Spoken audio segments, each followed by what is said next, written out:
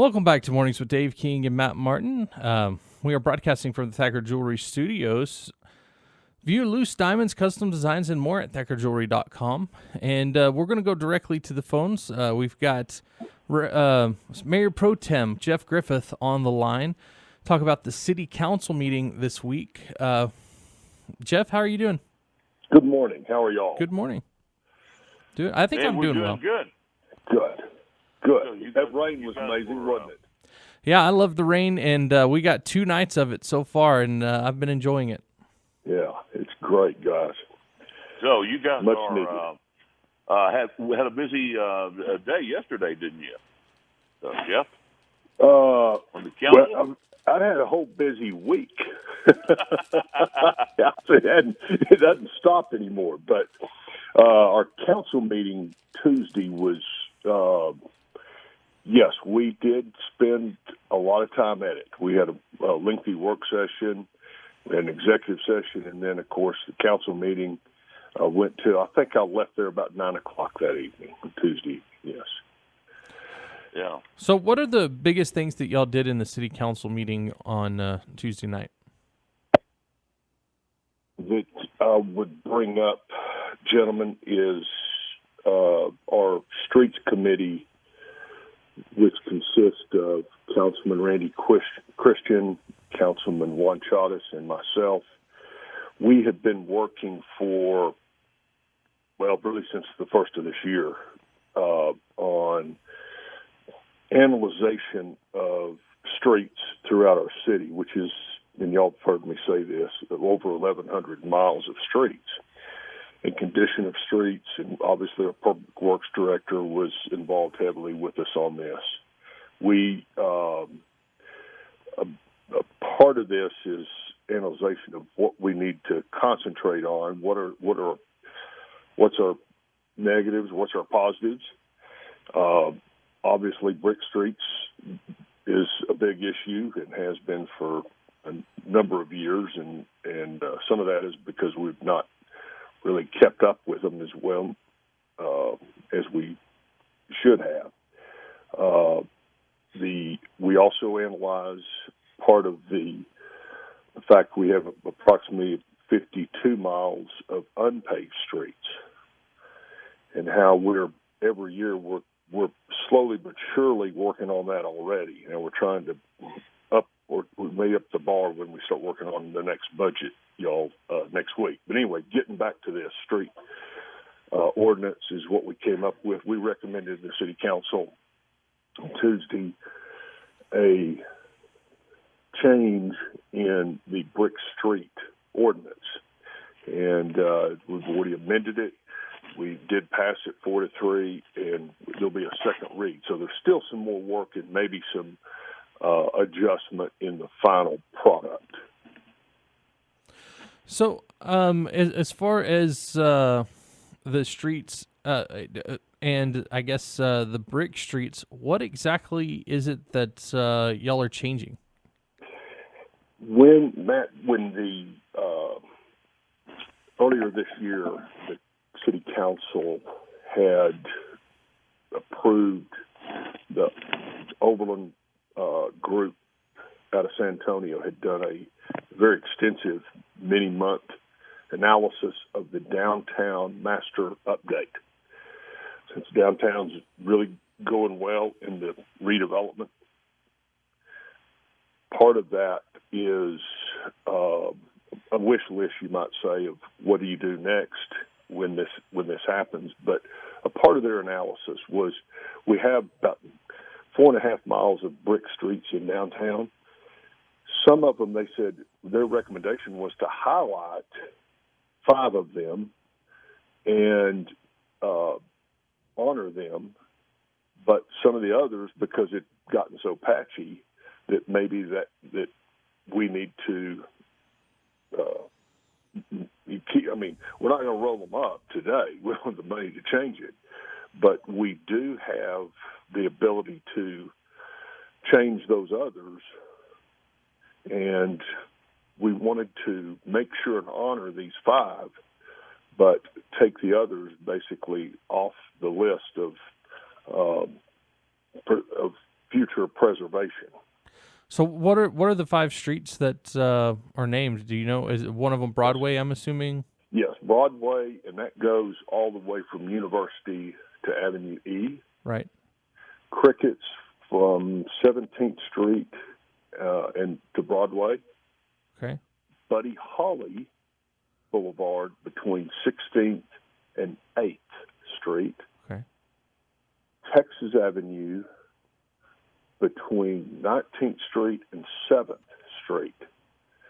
And last is Avenue J between 16th Street and 9th Street.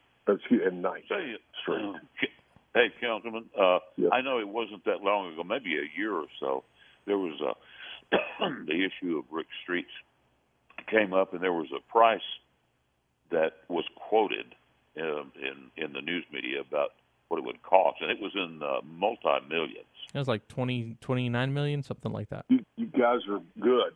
I'm impressed. It was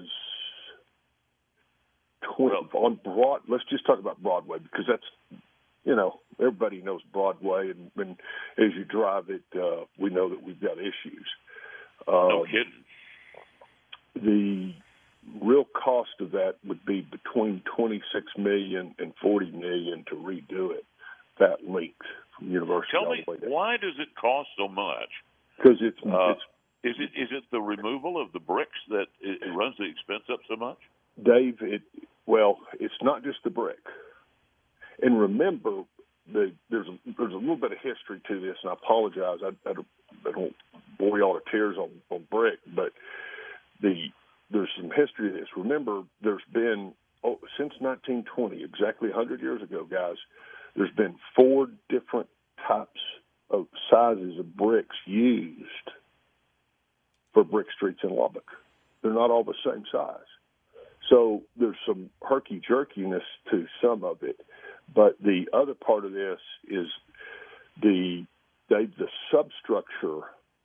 You don't just pull the bricks up and manually start putting them back down. The substructure, because of utility repairs, have made them. You've seen them patched and not patched properly a lot of times, but it's actually the concrete underneath that, the base, the substructure, if you will. Then you lay the bricks with sand, of course, throughout. But it really is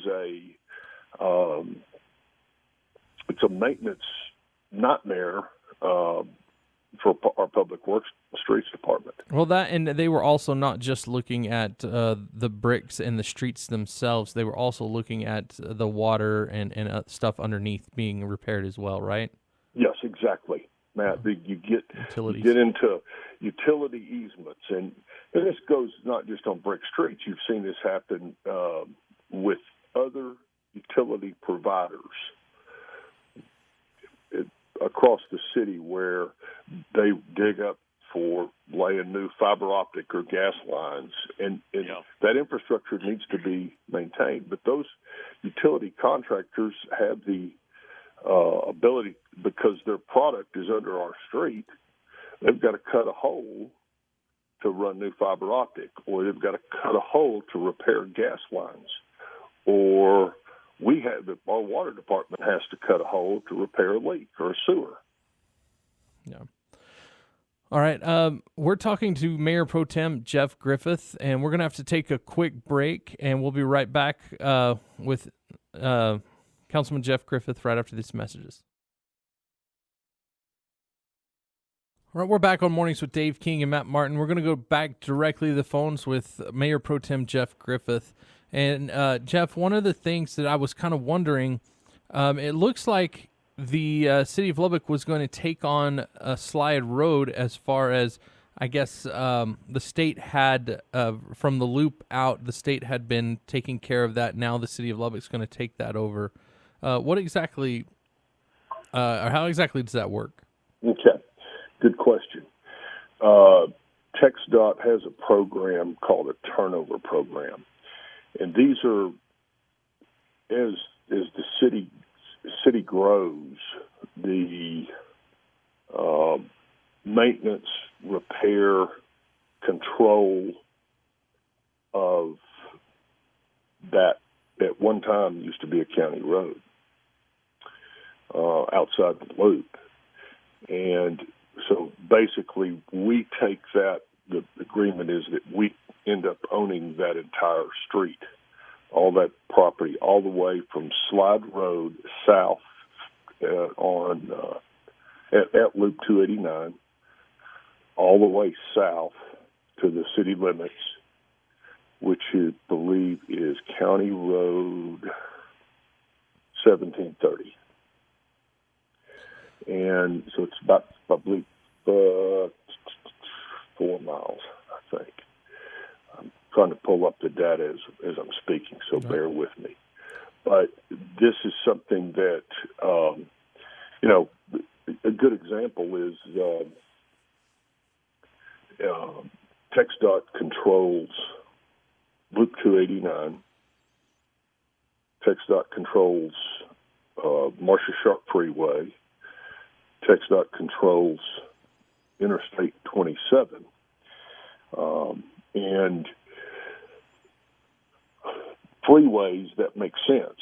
Inner city streets, we still have a few left that are considered state highways, Avenue Q and 19th Street, to be exact. But the Slide Road, they've put it in the right condition to where we can accept that. And so that was part of the deal, is make sure that it was in very good shape before they turn it over to us. Yeah, most of the time, don't they also add some maintenance fees in with when they turn over a road? There's not necessarily maintenance fees. There's a lot of data on this, but I don't think as far as future maintenance, no. It will be the cities. Okay, so I guess my question is, was there any way to postpone it until we were past the coronavirus? It seems like a really bad time to be taking on another responsibility. Well, I understand, and we've been involved in this for working with Texas on this for several months, and we felt confident that it was in proper condition and everything had been met as far as the ownership of it. By the way, 82nd Street for a long time was TxDOT, and until it was put back under the city control. So it's kind of odd that some of this happens over the years, but we felt like time was right on this. But coronavirus, unfortunately, is going to be with us for a while. It looks like. Hey, Jeff, we have a texter this morning that says crimes committed downtown by homeless is a clear and present danger. The streets are not. And if I think back over some time ago, I heard that or it was reported, I think, that the homeless situation in Lubbock was far less than it was a year ago. Is that? Can you bring us up to speed on that? Dave, the count was down, and I can't remember exactly, but it was down substantially. Yes, we still have. It's approximately 275 was the last count earlier this year.